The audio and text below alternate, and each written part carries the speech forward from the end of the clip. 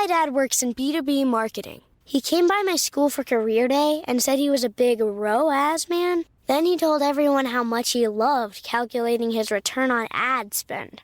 My friends still laugh at me to this day. Not everyone gets B2B, but with LinkedIn, you'll be able to reach people who do. Get a $100 credit on your next ad campaign. Go to linkedin.com/results to claim your credit. That's linkedin.com/results. Terms and conditions apply. LinkedIn, the place to be, to be.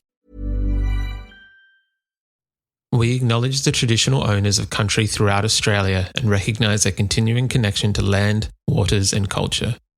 We pay our respects to their elders past, present and emerging. Welcome to This Song Is Yours. We're a music podcast that chats to artists, musicians and creatives on their songwriting craft and upcoming projects. I'm your host Simon Fink and welcome to episode 298. Fresh off releasing their stunning sixth record a few weeks ago, Luca Brasi joined us on the pod today. We've got guitarist Patrick Marshall joining us to talk about the brand new record, which is titled The World Don't Owe You Anything. Before we get to our chat with Pat, please make sure you subscribe to this pod on Spotify, Apple Podcasts, whatever app that you use, and follow us across all of our socials. Details for all can be found within the show notes of today's episode. Our guest today is Luca Brasi. The alternative rock four-piece hailing from Tasmania have been winning hearts across the country since their inception back in 2009. Known for their heart-on-their-sleeve lyrics and inspiring melodic riffs, the band has toured with artists like Alexis on Fire, Turnover and Violent Soho. They've also been attributed to inspiring the local music scene in Hobart by various musicians from Tasmania, including artists like Cat Edwards and Maddie Jane. A few weeks ago, they burst back into our lives with their sixth studio record, which is titled The World Don't Owe You Anything. Fresh from their recent acoustic tour, guitarist Pat Marshall joins us on the pod. In today's episode, we're going to talk to Pat about the introspective theme on this record and some of the songwriting behind it. We discuss Pat's role as the engineer for this record and how he found the role differed to being part of the band. We also talk about the future of touring for Luca Brasi and when we can expect to see them playing some more shows. The World Don't Owe You Anything is out right now, and we've left links in the show notes for you to purchase the record.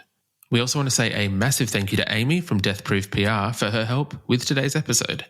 Here is our conversation with Luca Brasi.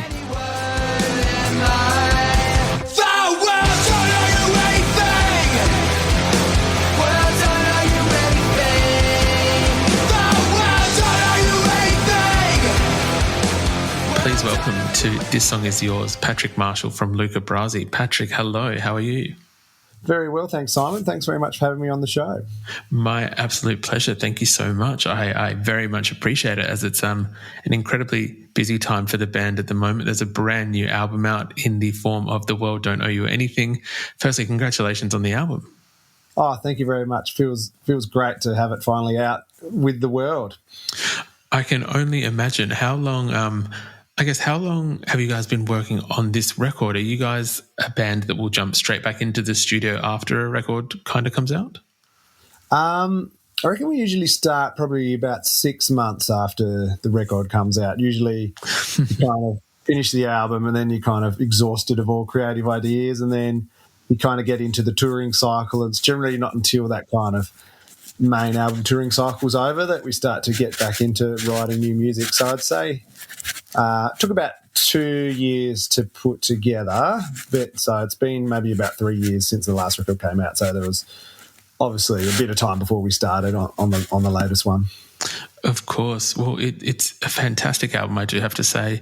It is the... No, thank you. Of course. It's the sixth record from the band. I think, how has the release of each album kind of changed for you and the guys? Is there something... is there a tradition each release day that you guys kind of use to celebrate? Yeah, we always turn into a bit of a thing. We're generally away from when the record comes out, so we usually like to take ourselves out for a nice champagne breakfast somewhere to Nice. celebrate the launch. So, yeah, that's generally the tradition, go and get a nice brekkie and just have a glass of bubbles to celebrate. I think it's a very nice and classy way to do it without overdoing it. Yeah, absolutely. This record, it is I don't want to say atypical. It is very much in the vein of Luca Brasi. It is a beautiful kind of a showcase of what you guys do best. I wanted to talk to you today both about the songwriting, which we'll get into in a little bit as well, but I know that you engineered the record as well, and I wanted to kind of touch on that to begin with. I guess, is this your first time engineering a record? Yeah, this is my first time engineering a full record. Like we did bits and pieces on the last one, but we had a bit more outside help with the drums and things like that. But this time around, basically, we did everything ourselves apart from the mixing and mastering. So, yeah, we pulled all of the tones and recorded all of the tracks ourselves this time around. So, yeah, a pretty daunting experience, but it's also a lot of fun at the same time. Of course, I guess, I'd be very curious, I guess, in terms of the experience, as you said, somewhat daunting, but does it not break a fourth wall, but I guess does it change your perspective on some of the songwriting when you're then having to also contribute to I don't want to say external factor, but something that's not necessarily just within the music making aspect of the band? Yeah, I think it can lead to some interesting results because I think a lot of the time just by playing around and trying to get the right sounds and tones, you inevitably come up with extra parts or something for a song at the same time. Like maybe you're messing around with a particular delay pedal or something and you go, oh, what if we just added this here? So I feel like if you're doing it all yourself, there's a bit of a tendency to kind of play around a bit more and build up songs, so you can end up with these quite textured layers within each song. 100%. Is it something that you would, I guess, that you're looking to do more of, whether it is with the band or externally as maybe like a side thing for yourself? I'd love to make more records, but I'm a bit time poor, unfortunately. So this Brasi one took me a very long time, and I'd love to do more, but yeah, I don't think I could commit for another band, to be honest. No, look, I can very much respect that. I can only imagine kind of, again, with everything that you guys have going on, kind of juggling that and then that externally, I can imagine, yeah, it might be a little bit difficult. So I look forward to maybe seeing what does happen in the future. Yeah. I'd say we'll definitely keep making the Luca Brasi records ourselves from here on in. I can't see why that would change unless, some other opportunity came along. 100%. I think it was in I want to say it's early 2021, we had the pleasure of having Thomas from Luca Brasi on the podcast. Oh, did you? Yeah, fantastic. In support of Everything is Tenuous, and we had a chat in relation to the making of that record and how I guess COVID had an impact on some of the songwriting and how it was recorded this time around. I know we said 6 months out from that previous record. Was there any kind of remote recording remnant kind of left over, or were you guys able to get back into a room to be able to write and play this one? We tend to not write together anyway these days. So generally how the songs will come about, either Tom or myself will come up, I guess, with the riffs and the main structure for a song, and so get the bones of it together. And generally we'll flesh out basically a structure of a song before it's even presented to the band. So I might bring a song kind of 80% finished to the guys and say, hey, here we go. Tyler, have you got any ideas for vocal melodies? Or Tom, is there anything you think? And vice versa with the songs Tom writes. So it's not very often we actually sit down together in a room as a band and write a song. That being said, when we do get Tyler around to start working on vocals, when he brings the lyrics in, we do kind of workshop that quite a lot together. So that's together. But yeah, we're not really in a room jamming out a song so much. It's more, I don't know, maybe it's just we work better that way, or maybe it's just because it's easier to do it when the inspiration comes, to just jump on it yourself and flesh it out that way. Has that always been the process of the band? Pretty much, although I must say some of our probably more popular songs have come around either at a band practice or something when someone's just been mucking around. It's like, hey, what's that? And then, like, I remember Anything Near Conviction started like that. Tom was just playing around with that riff. It was like, oh, what's that? And then I just threw the lead riff over the top.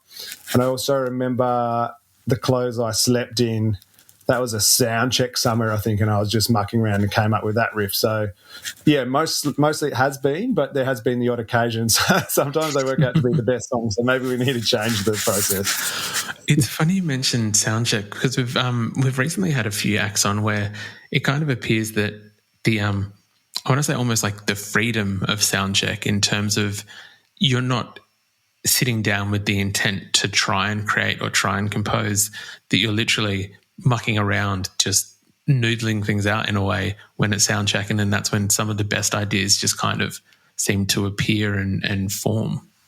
Yeah, 100%. That's exactly what happens sometimes. Maybe it's taking a while for the sound engineer to get all the sounds going, or something's not working. So you've always got dead time there, and you've probably already got the guitar slung around. So, yeah, you just noodle around, and every now and then just a little piece of magic comes out. That's awesome. I love those kind of organic stories.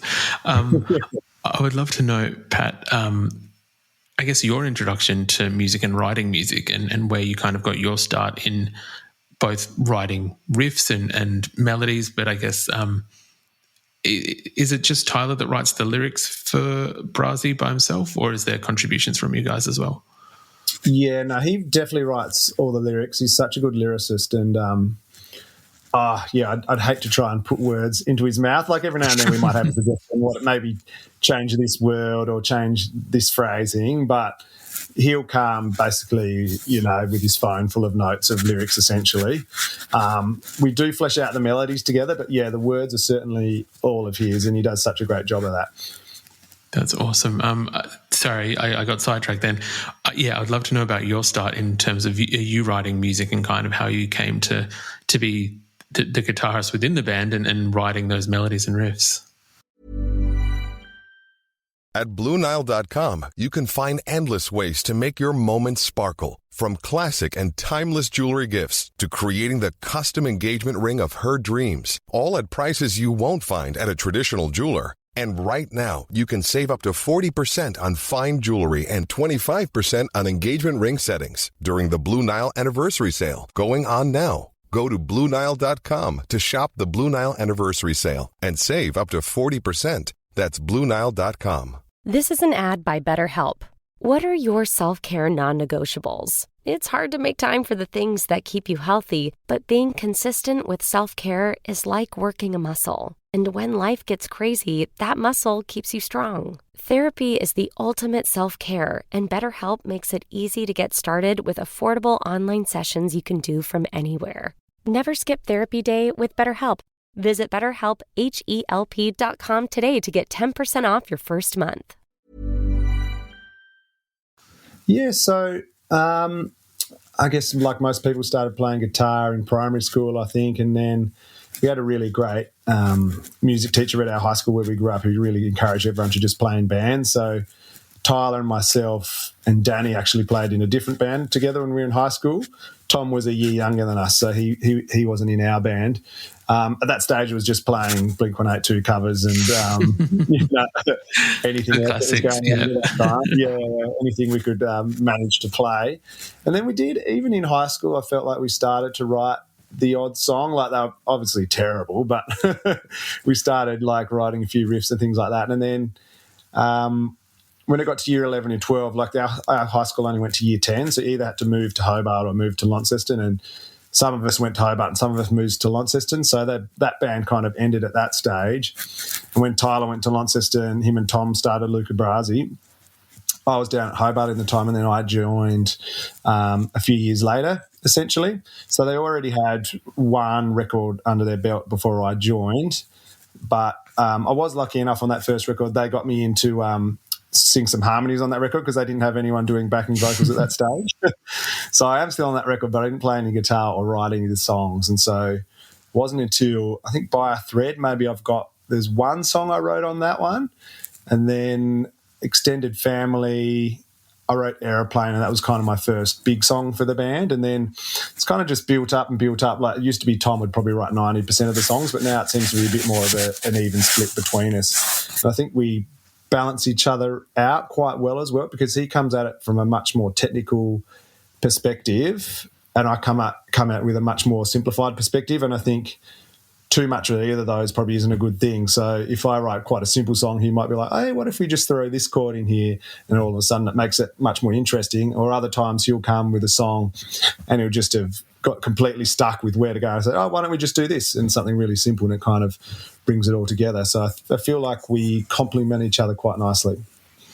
I do love that. I think that Luca Brasi's music, this album and previous work, has always been very distinctive, and not just in the way that it sounds as in, you know, like the vocalist's own vocal tone, but in terms of like how the songs kind of flow, the chord progressions, the cadences, things like that. So it's interesting to hear, I guess, the process is, I guess, like a more technical and then a more simplified, and then it's just the melding and the meeting of the two minds in that way. Yeah, 100%. Yeah. It'd be interesting, like, obviously I can tell very easily which ones I've written and which ones Tom's written, but I'd be interested to know if other people can pick it as well. Oh, okay. All right. I'll come back to you after today's interview, and we'll have to see if we can pick out which ones I wrote on the new record. Well, I was going to highlight one, and I'm given the opportunity now, I'm not sure if I've picked the right one. I wanted to talk about a song that stood out to me on the record the most. You can let me know whose song that it might have been. It was the track Losing, which I thought was a brilliant track on the record. It was one about, what was it? I think it's the passage of time and just the inability to kind of return to some of those memories. I was going to ask if we can maybe go and have a look at the creation of this track and the inspiration behind it. But firstly, is it a Patrick song or is it a Tom song? That one's a Tom song. Oh, I'm very sorry. That's totally fine. I was still quite heavily involved, so I'm happy to talk about that song. Fantastic. Thank you for letting me ask that. I guess, can you take us behind the creation of this track? Yeah, I think I'm just trying to remember back to how that came to be. I think originally Tom had that riff for the intro and the verse, and I think mostly the chorus, but it was a lot. I think it was quite a bit slower to begin with when he first brought it to us, and probably quite a bit cleaner. And I felt like on the last record, we definitely tried to make an overall theme and vibe for the record. We were trying to go for that 90s kind of Goo Goo Dolls, Jimmy Eat World kind of vibe. Whereas this time round, wanted to make it a little bit lean into each song a bit more. And I felt like maybe the last record probably could have done with a little bit more tempo changes and things like that. So this one, I definitely remember I reckon we probably bumped it up by about 10 BPM, which is quite a bit. So it's quite a lot faster than it was. And then made the guitar tones quite a lot heavier as well. I think from where it started to where it ends, like the structure is pretty much the same. I don't think really much changed at all. And we were working with Ben Stewart, did some production work with us on this record. Mm-hmm. And so I definitely know we sent him this song, and I think this is one of the only songs he kind of came back and said, I don't really have any ideas to how to change this song. He was kind of like, I think you've kind of nailed that song. So that was interesting because some of the other songs he sent back some quite different cut-ups of them, but this one kind of really stayed the same. So I think the only thing that really changed was the tempo and maybe just the aggressiveness on it. And I think actually now I'm thinking back, we also changed the key of the song too because it was quite low in Tyler's register, so it was hard to get a lot of energy out of it. So I think we might have just thrown the capo on a couple of frets up just to bring it up a bit in the vocal range. That's awesome. I do love that song. So thank you for sharing that kind of behind the scenes look at it. No way. I'm fascinated by, just before you mentioned, and I think that maybe having a listen to Everything Is Tenuous, there are certain influences that you just mentioned then that I maybe wouldn't have gotten to myself in terms of like Goo Goo Dolls and definitely Jimmy Eat Well, but maybe Goo Goo Dolls I wouldn't have gotten there. I'm curious, with each record that you guys record and write, do you have certain sonic influences that you're wanting to utilize with each record, or is it just kind of what you happen to be listening to at the time, or how do you kind of pick what's going to be a reference point for the record? Yeah, I think previously we have, and maybe it was because maybe Tom was doing a lot more of the writing at that stage. He always had a very clear vision for what he thought the record would be. And I think it's also a bit of a luxury too, depending on how many songs you can write. So perhaps in the past we might write 18 or 20 songs, and maybe we'll finish 15, and then we can kind of choose what are the best 11 or 12 songs and what fits that vibe the most. And I definitely know the last record we made that decision to kind of lean into that 90s vibe. That was a very conscious effort. This one, I'm not sure if it was just because we didn't have that many songs, to be honest. I think, we were writing slowly. Everyone had a lot on. So it's kind of like, if we get a song, it's basically going to go on the record. Otherwise, it's going to be a very short record. So maybe that's why it's a bit different this time around. All of my writing, I reckon I steal so much from bands like Jimmy Eat World. Like, there's so many reference points when I put together that I feel like I've just completely stole off them. So I think it's not too blatant, but they're a really big reference point for me. I don't think it's blatant at all. There's sometimes certain tones of guitar parts that I can see the reference to, but I don't think it's enough that it would hold up in court. So I think that we're safe. I think we're good in that regard. Fantastic. I know that the band recently finished up a run of acoustic dates for this most recent album. How did those shows go? Oh, that was so much fun. They're pretty chaotic because Tyler's been living in Melbourne because he's, I'm not sure if you've heard, but his son's quite sick in hospital over there. So we've been separated for a few months. So we didn't get a lot of rehearsal time in. So much so that the first show in Sydney, basically at Soundcheck, was the first time we'd played a few of the songs off the new record together. So it was pretty, we were winging it pretty hard.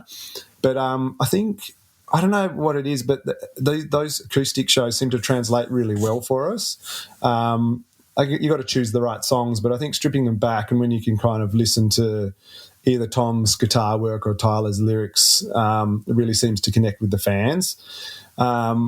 And with that, we just had a lot of fun as well. We were just making fun of each other and playing stupid covers the entire time. So Friday night show in Melbourne was pretty chaotic, and I was like, I hope that wasn't too loose. But everyone I spoke to said that it was so much fun. It was the best show they've been to. So people seem to like it.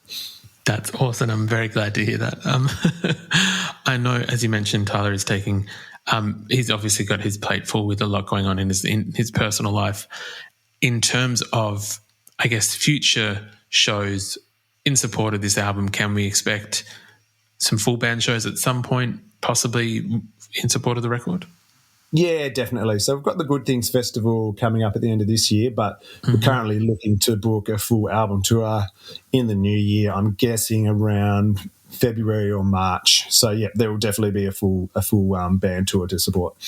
Beautiful. That sounds fantastic. I do want to very quickly mention, and we won't harp on it too long, but as you said, Tyler and his family are going through a bit of a difficult time at the moment. I'm not wanting to get into the specifics of it, but I know that there was a GoFundMe page set up, I believe. I think that has now stopped, but is there any way for anyone who's listening to this podcast and does love yourself, does love the band and Tyler and his family, any way that they can kind of support? Yeah, in a selfish way, go and buy the new record and come to a show. It was really great at the acoustic show. I think people are a little bit wary of bringing it up with Tyler, but, he really appreciated people coming up and saying, we're thinking of you. And that's all he needs, is just people to show their gratitude and love for him. So, just listen to the record and say good day when you see us, I think. Look, we can definitely help support that. We will make sure that there are links within the show notes for people to be able to go and buy The World Don't Owe You Anything, whether that be the record, some merch, T-shirt, anything. As you said, all help support. Patrick, usually we ask our guests what they're currently listening to. Is there anything at the moment that is kind of on high rotation for yourself? Yeah, I've been getting into a few records a lot lately. I'm really loving the new Slow Pulp album. I'm not sure if you've heard that. I think the whole thing only came out on Friday, but they'd kind of released a few songs leading up to that. That's really cool. Been digging the new Fiddlehead record. That's really great. It's kind of a throwback to some of the punk rock I used to listen to, 10, 15 years ago. So I love how that sounds. The new Movements record, I think, is really interesting and quite progressive. And then I've been listening to quite a lot of Zach Bryan. So I've been really loving that new Zach Bryan record, which is, I don't know, he's like so popular. So I think I should hate that record, but it's just really, really good. That record, honestly, we've had not an odd cross-section, but it seems that anyone from any genre kind of, they'll give out a few different takes, and then that one seems to be one that touches so many different people. So I'm not surprised. It is a fantastic record, so yeah. Yeah, it's really cool. I really dig it. Patrick, thank you so much for sharing that, and thank you again for coming onto the podcast. I do appreciate it. As mentioned, we'll put all the links in the show notes on where people can buy The World Don't Owe You Anything. But thank you again for coming on. No worries. Thanks very much, Simon.